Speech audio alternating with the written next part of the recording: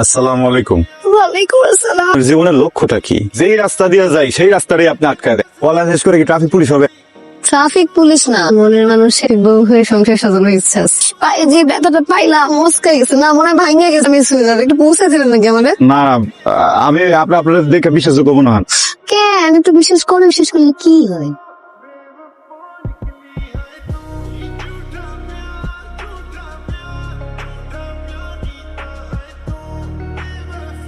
যদিও আপনার কথা আমার বিশ্বাস হয় নাই, তারপরে মনে উপকারটা করি, দয়া করে আমার এই বিশ্বাসের মর্যাদা রেখেন।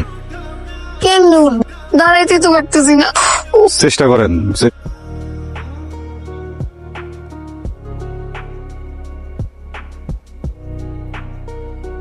যতটুকু উপকার করার ছিল করছি। ওই যে আপনার বান্ধবী খারানো, এই যে আর ধরে নিয়ে যান।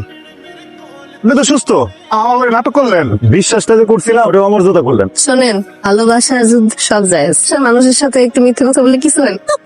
আমারই ভুল বিশ্বাস ফালে রাখা উচিত আছে, উপকার করাটাই উচিত হয় না। আমাকে এই যে কলেজে নামাই দিয়ে যে উপকারটা করলেন, এটার দিন আগে সারা জীবন ভালোবাসা চুকাই দিব। এই যে ছোট্ট বন্ধু, জি ভাইয়া। মাথায় সমস্যা আছে, চিকিৎসা আবশ্যক। আসসালামু আলাইকুম। আমার উপরে আপডেট কি দিছে? হইব না, যে প্রেশারের মধ্যে রাখছিলেন সব কাস্টমার মাস্টার বয় একটা আগে করছি। দেখেন ডিজাইন কেমন হয়েছে। অনেক সুন্দর, কিন্তু একটা কেন আরেকটা? একটাতে পাইছেন যে শুকুর করেন, এই সময়ের ভিতরে একটা হয় না, তাও তো আমি তাড়াতাড়ি করে দিলাম। আরেকটা নিতে একটু সময় দিতে হবে। সময় দিতে পারবো না, যে বাড়িতে দিব। আজ ঠিক আছে, জায়গা।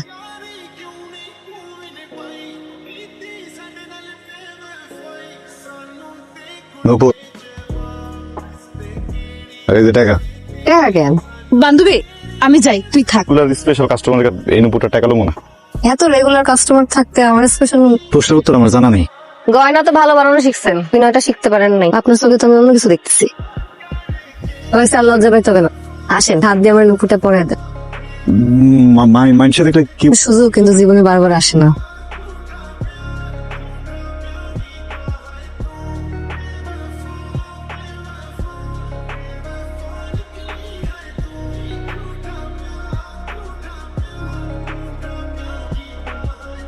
অন্ধের এত বড় সাহস, তুই তোর বাইক নিয়ে পাঠাচ্ছিস চৌধুরী বাড়ি, তোদের উপর হাত দিতে। তোর আজকে ব্যবসা আর তোর এই দোকান বললাম না, এরপর যদি আবার করস বুঝস কি হবে।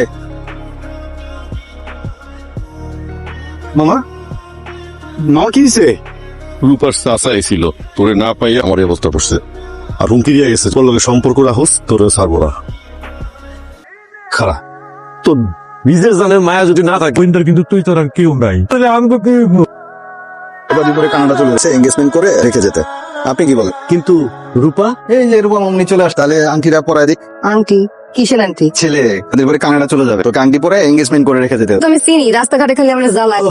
তাহলে তো ভালোই হইলো, দুজন চিনো। যান, শুভ কাজটা দেরি করে। আমার কি জিজ্ঞাসেন আপনারা? তোমাদের বাপ চাচারা যেটা বলে সেটাই কিন্তু করে, সেই সিদ্ধান্তই ফাইনাল। দেরি কেন মৌনি, হাতে বাড়াও। আমার পরিবারের এখন যে অবস্থা, এই অবস্থার মধ্যে বিয়ে শাদীর চাপ নিতে পারবো না। আমার আম্মার অনেক অসুখ, তার মধ্যে থাকি মামার সংসারে। 2 দিন পর পর ডায়ালিসিস করাইতে হয়, ওষুধ কিনতে হয়, এমনি অনেক চাপ। এর মধ্যে তোমার চাপটা আমি নিতে পারবো না। কি বলতেছো তুমি এগুলা? আমি বলতেছি যে তোমার আব্বা তোমার অনেক ভালোবাসে, হ্যাঁ তোমার খারাপ চায় না। আব্বা, আমি আপনার পছন্দের ছেলেটা বিয়ে করতে রাজি আছি, কিন্তু আমার একটা শর্ত। শর্ত? কিসের শর্ত? এর যত গয়না আছে সবই রাশের দোকান থেকে বানানো হবে। এটা কোনো শর্ত হইলো? কিনিরপুরা দোকান থেকে বানানো লাগবে কিসের জন্য? দোকান থেকে বানাবো, দরকার ঢাকা থেকে বানাই নিয়ে আসবো। আপনারা দেখাই দিতে চাই তুমি আমার যোগ্য ছিল না, চৌধুরী বংশের মেয়ে। এই তো আমার বাস্তির মতো কথা হইতো, এই চৌধুরী বাড়ির মেয়ের মতো কথা হইছ। শুধু খালি আমার পছন্দের পোলাটারে বিয়ে রাখবো, তোর যেন থেকে খুশি হইছিস সেন থেকে বান।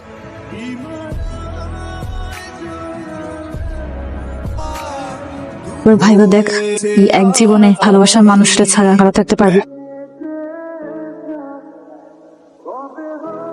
ও গয়না দিতে আইসা।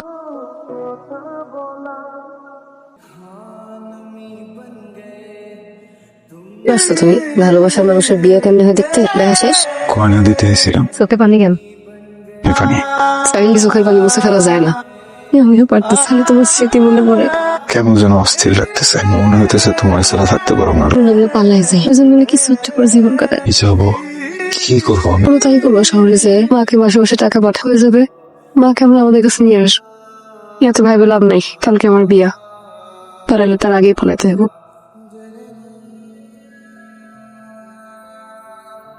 শুনবি তো তোর লগে আমার একটু জরুরি কথা। জীবনের সব থেকে জরুরি মানুষটি তো তুমি। কি কও কও? বয় সব বন্ধ করবো? সব বন্ধ করতে হবেন। তুমি না মাত্রই কইলা জরুরি কথা আছে। আমার বুঝে শরম করে না? তুমি এখন আমাকে বিয়ার বিষয়ে কথা বলো। তুই সব কি সেটলিং বেশি বল। শোন, আমার একটা উপকার করতে হবে। কাল আমরা পালামো। আমাকে বিয়াতে তো বাড়ির সবাই আছে। বলছি না তুই একটা বেশি বোঝো, তুই উপরে নিয়ে পালামো।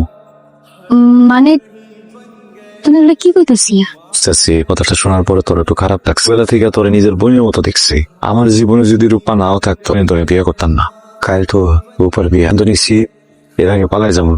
তুই খালি আমরা সামনে পরে মামার আর মার একটু ম্যানেজ করবি। শেষবারের মতো একটা জিনিস চাইছি, উপকারটা করবি না? করবি না?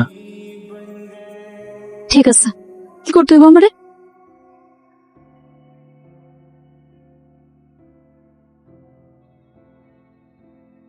আসছেন? আপনার জন্য আমি অপেক্ষা করতেছিলাম। রাশেদ কই? আমি একটা জিনিস কিছুতেই বুঝতে পারতেছি না, আপনার মতো এত সুন্দর একটা মাইয়া, আশেদ ভাইয়ের খপরে কেমনে পড়লে? মানে মানে খুব সোজা, আশেদ ভাই দেখতে শুনতে হ্যান্ডসাম, নায়কের মতো, এমনটা একদম ভিলেনের। তার মনে তো মাইয়ার জায়গা দেওয়া, সেটা হিসাব করা যাবে না। কি সব ফালতু কথা কইতে? আপনার মাথা ঠিক আছে? মাথা আমার ঠিকই আছে। রাশেদ ভাই তো আমারও প্রেমের প্রস্তাব দিন, কিন্তু আমি মানি নাই। তো কথা বন্ধ করেন তো, রাশেদ করে না। রাশেদ ভাই বাড়িতে নেই। মানে মাকছে কি করছেন এগুলা? হ্যাঁ, আপনার সমস্যা কি? এত কথা করছেন কেন? যার সাথে পালার যাওয়ার জন্য বিয়ের আসর ছেড়ে চলে আসছে, ভয় বাড়ি থেকেই পালাইছে। সে কইছে আপনার বিয়া না হওয়া পর্যন্ত আইবন। আম্মা যান যান, আমি দেখতেছি। এই চল।